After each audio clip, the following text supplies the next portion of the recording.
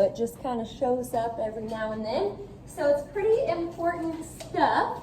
Now we are still kind of solving some more equations today. So you may want to grab your handy dandy if you've got it. That way we can use the table again if we need to. And what I'm going to put up here first is just kind of a summary of how to solve a trig equation. I know that we've already kind of talked about some of this on Friday, but we're going to get into some stuff that's a little bit different today. So it just says, when solving a trig equation, ... Here is one thing to do, probably the first thing to do, I guess. Get everything to one side. We didn't have to worry about this on Friday. Everything was already on one side, but that'll change a little bit today. So just make sure to get everything to one side first. Then, this is something we didn't really run into on Friday. If you have two or more different trig functions, if you have two or more different trig functions, you may have to use an identity to make them all the same. If you have two or more different trig functions, you may have to use an identity to make them all the same. All right. We'll see a little bit of that today, so I'll be able to explain that a little more once we get to our examples. And then last thing here, see if the trig function can be isolated. That's pretty much what we were doing on Friday. See if the trig function can be isolated, or if the whole thing can be factored. See if the trig function can be isolated, or if the whole thing can be factored. Now, I've ended it there because from that point, we should be able to just kind of do what we were doing on Friday. Once you get the trig function isolated, you can use the table, or if it's that zero product property deal again, you can just kind of break everything apart and then solve for the trig function. Okie doke. So just a couple other things here to add to our list. We're going to make sure everything's on one side. We might have to use some identities every now and then, and we may end up factoring a little bit too.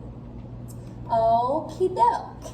Well, here are the directions, and it just says to find all solutions of the equation. Find all solutions of the equation. Okie doke. Looking good. Here is the first one. Sine squared of x equals sine of x. Sine squared equals sine.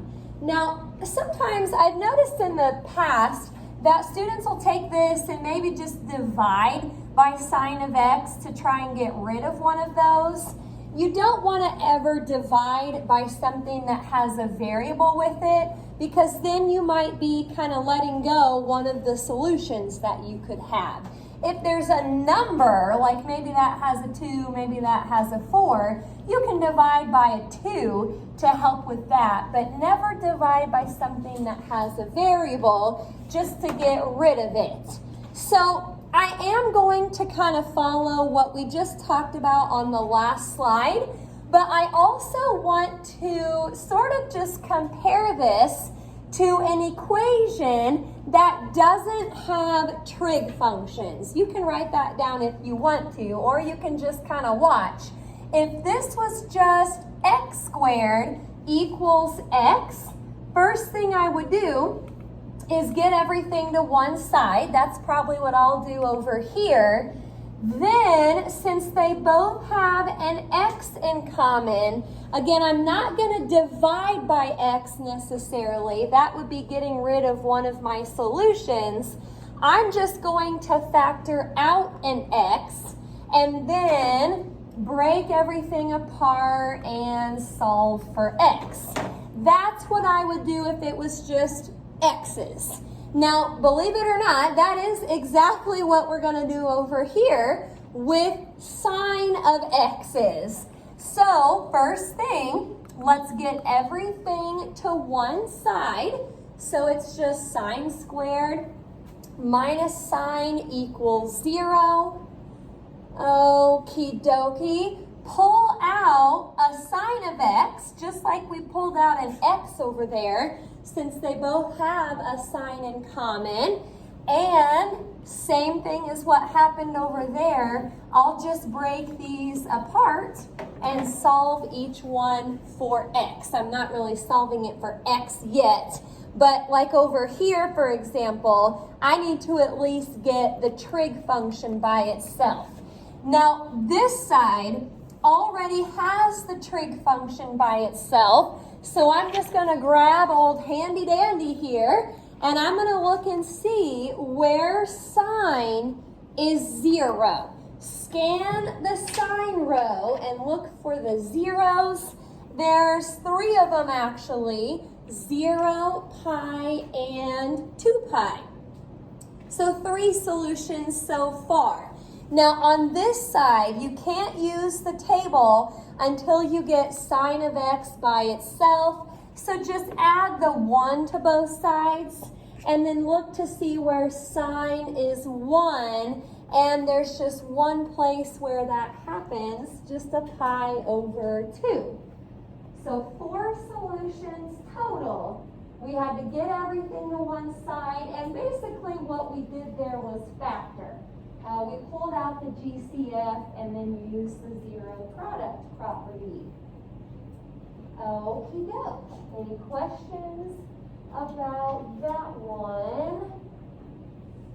Not too bad. We'll keep on rolling here. I may kind of keep comparing these to more simple equations, at least maybe for this next one, and we'll see if that helps.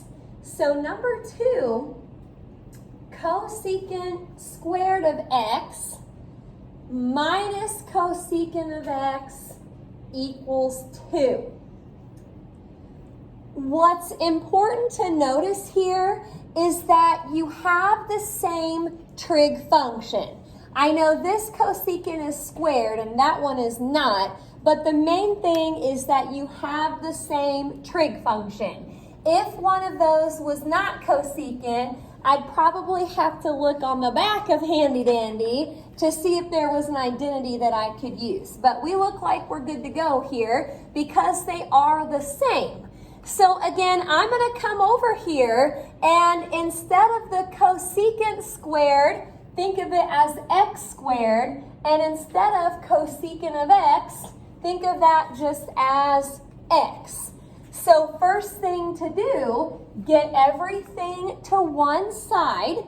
So now it says x squared minus x minus 2 equals 0. And this is a trinomial, so it's either going to be nice factoring or yucky. Coefficient out here is just 1, so I would say this is nice factoring. Signs are different. 2 numbers that multiply to negative 2 and add to negative 1, that would have to be negative 2 and positive 1. So I would break those apart, blah, blah, blah.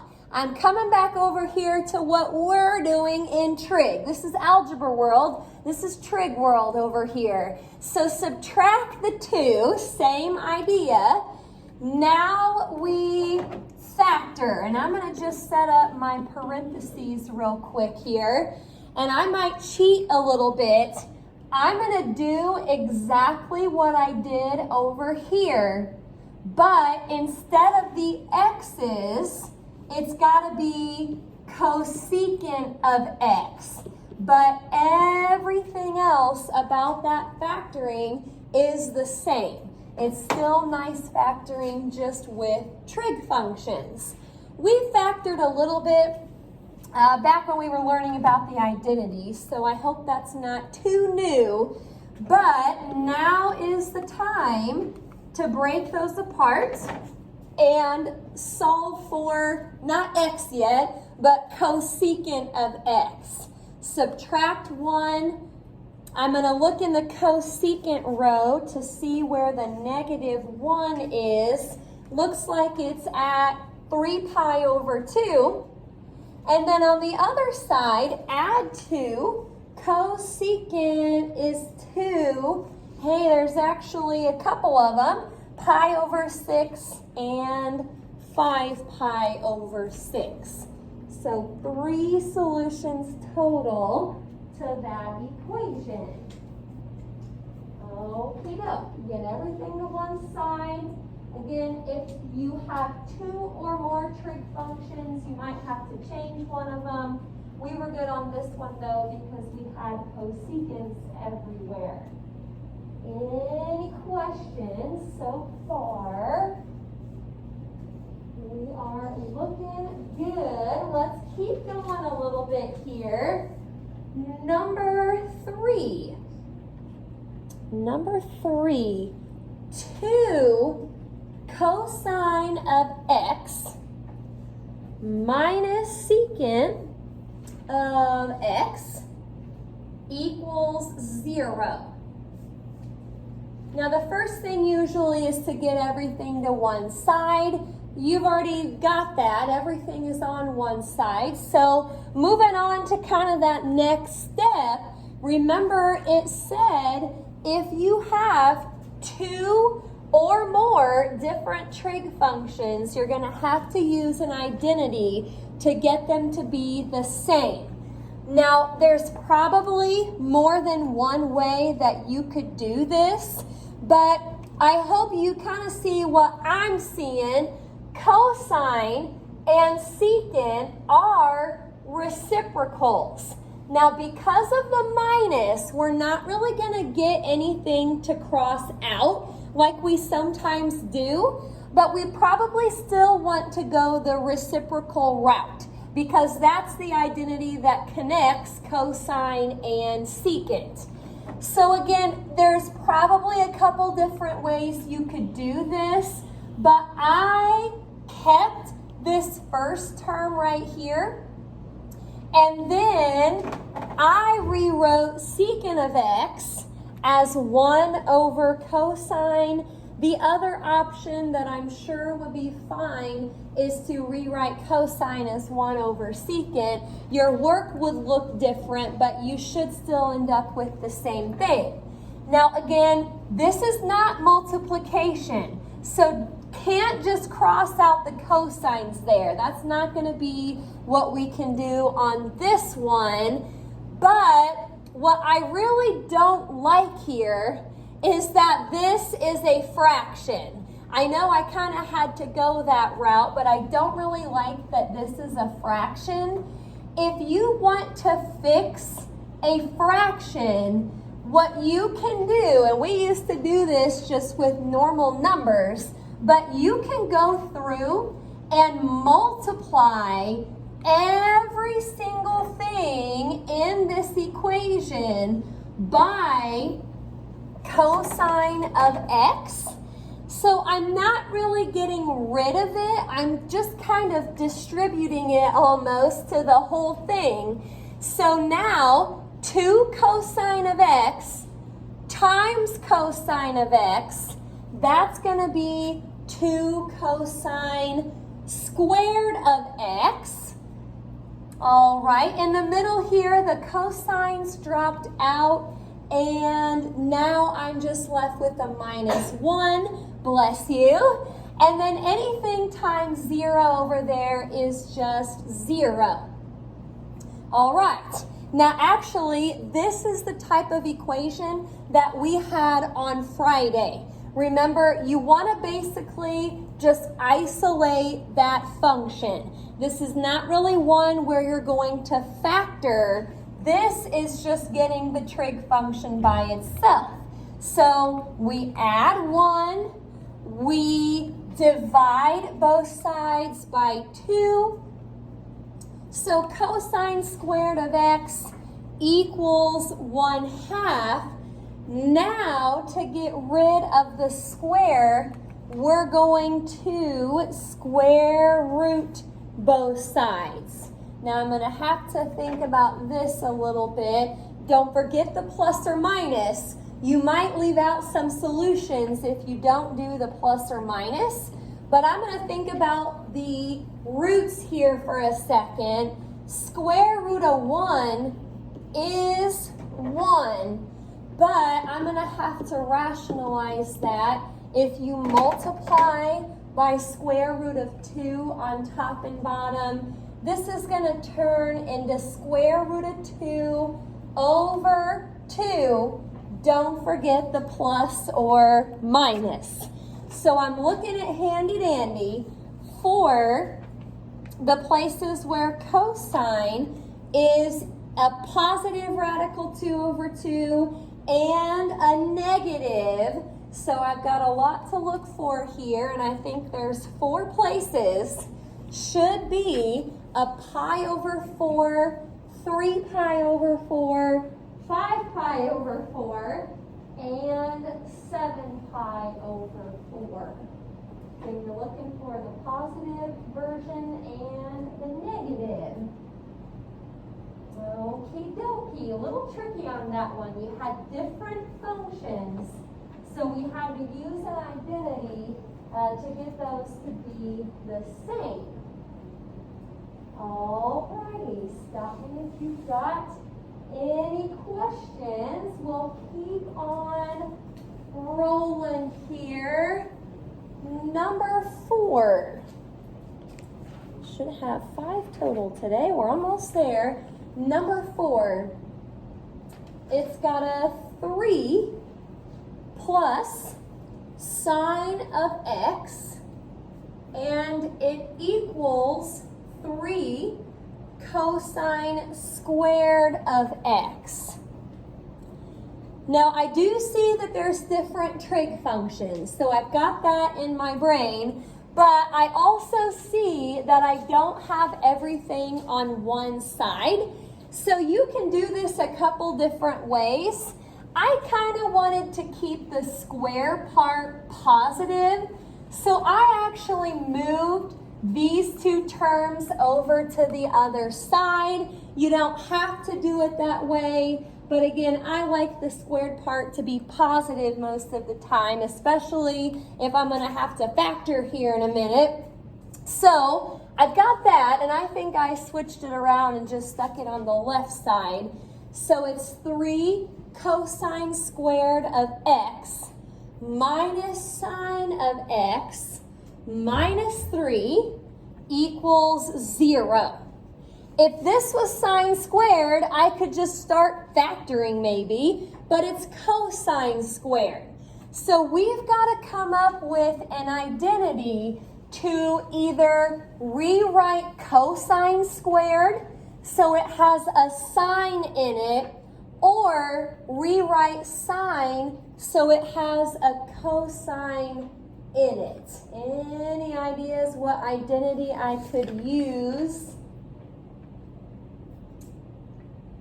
I'll give you a hint. There's a way to rewrite cosine squared so it has a sine in it. Anybody see the identity?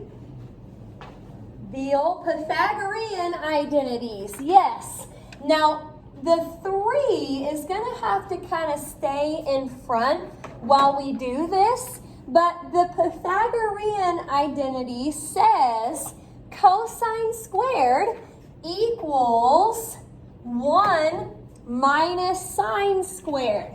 Now again, I kind of had to put that in parentheses and keep the 3 out front because the 3 gets multiplied by the whole thing. I'm going to distribute that here in the next step. Well, if I go ahead and do that, this will be 3 minus 3 sine squared of x minus sine of x minus 3.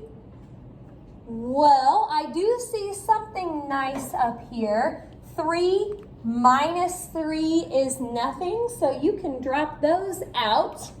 Now, since we have the same trig function, and because it shows up a couple times, not just once, we're probably going to need to factor this to finish it out. And it looks like, since there's just 2 terms up here and it's not a difference of squares, I think we'll just be able to pull out a GCF. Now, I pulled out just a sine of x. You could pull out a negative sine of x, and that would leave you with just 3 sine of x plus 1, and you'll still get the same solutions. That's up to you. Okay, well, let's break these apart and see what we come up with. Sine of x equals 0. Well, 3 places. A 0, a pi, and 2 pi. All right, on the other side, gonna need to do a little work over here. Add 1, divide by negative 3.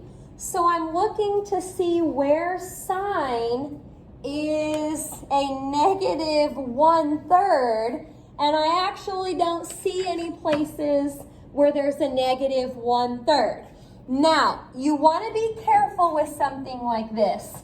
I'm going to cross that out because it doesn't work, but you don't want to say that there's no solution here because you did find 3 solutions on this side, but just none on that side. So again, don't put no solution. Don't put the circle with the line through it over there. This isn't a no solution. You've still got 3. They're just all from the part on the left. Okay, the only time it would be no solution is if you don't get anything back over here, you don't get anything back over there. If everything or nothing works, then that would be a no solution. All right, any questions about number 4? If you have different trig functions, you'll have to use an identity to get them to be the same. All right, well, this should be our last example here. Number 5. Okie doke. 2 cosine squared of x plus 3 cosine of x plus 1 equals 0. Okay, do you have everything on the same side? Yes. Do you have the same trig function? Yes, so that's nice. I guess if all that is good, then I'll just look to see how I'm going to solve this. Now, there's a couple places with the trig function. One part's being squared, the other part isn't. Again, if it helps you, you can compare this to what you would do just with x's. So, like if this was a 2x squared plus 3x plus 1, this is actually yucky factoring. We haven't had that in a while, but we can do it. I'm going to set up my parentheses probably with a 2x times x. Both signs are going to be plus. Now this isn't too yucky at all because the 2 numbers that multiply to 1 have to be 1. and both of your signs have to be positive. You can check that if you would like, but that does give you back what you needed. So I'm going to steal this, and I'm going to use it over here on this side. But instead of 2x, it's going to be 2 cosine of x plus 1. And then in the second part here, instead of just x plus 1, it'll be cosine of x plus 1. And that wasn't too bad at all. We're going to just break those apart, get the trig function by itself, and then we should be able to use our table. Okie doke. Kind of nice when you don't have to use an identity. Subtract 1, divide by 2. Well, I'm looking to see where cosine is negative 1/2, and it's at 2 pi over 3 and 4 pi over 3. On the other side, cosine is negative 1, just at pi. So 3 solutions total. All right. Now, the assignment, you will need a piece of paper to do your work on, but it's off of this little worksheet here instead of the textbook, and it